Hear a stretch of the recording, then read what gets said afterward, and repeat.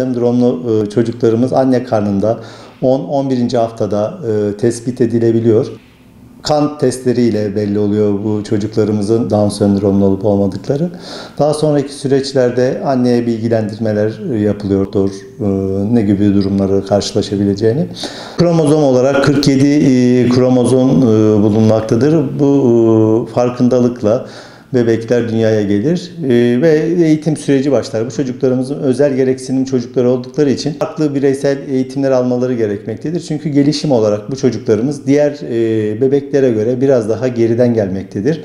Yani normal bir bebek 1 yaşına kadar yürüyebilirken bu çocuklarımız 2-3 yaşına kadar yürümekte zorlanmakta. Tabii bu bireysel eğitimin faydalarıyla, fizyoterapi desteğiyle yürümeye başlamaktadırlar.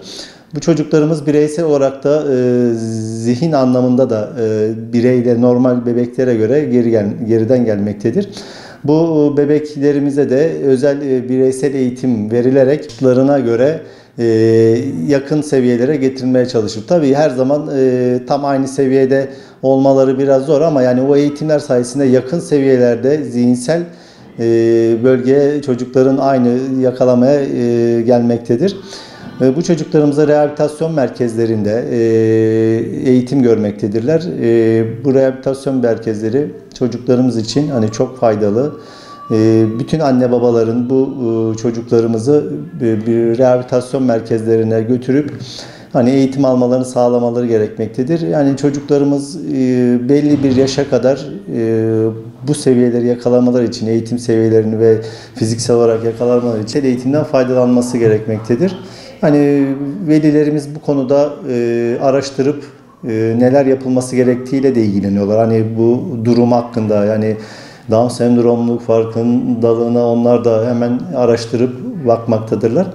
Bu nedenle eğitimlerini aldığı sürece bu çocuklarımız ilerleyen süreçlerde çok daha iyi yerlere gelebilmektedirler. Aileler de çocuklarına normal birey gibi karşılaştırmamaları gerekiyor diğer çocuklarla. Çünkü dediğim gibi çocuklarımız beceri ve zihinsel anlamda diğer çocuklara göre, normal çocuklara göre geriden gelmektedirler.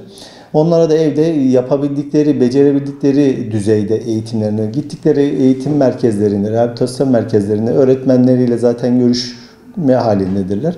Öğretmenler de evde yapması gereken çalışmalar neler olabilir? Hani fiziksel aktiviteler neler olabilir? Bunlarla ilgili öğretmenleri onlara bilgi verip evde de hani bunların devamına yaptırmaları, devam şeklinde evde ilerlemeleri gerekmektedir. Hani dediğim gibi ailelerimiz bu çocuklarımızı normal çocuklardan ayrı tutmalı. Her birey çünkü sonuçta farklıdır. Bu çocuklarımız da bizim farklı. Onun yüzden bu çocuklarımıza da rehabilitasyon merkezlerinde eğitim aldıkları sürece evde de aynı eğitimi öğretmenleri sayesinde devam ettirmelilerdir.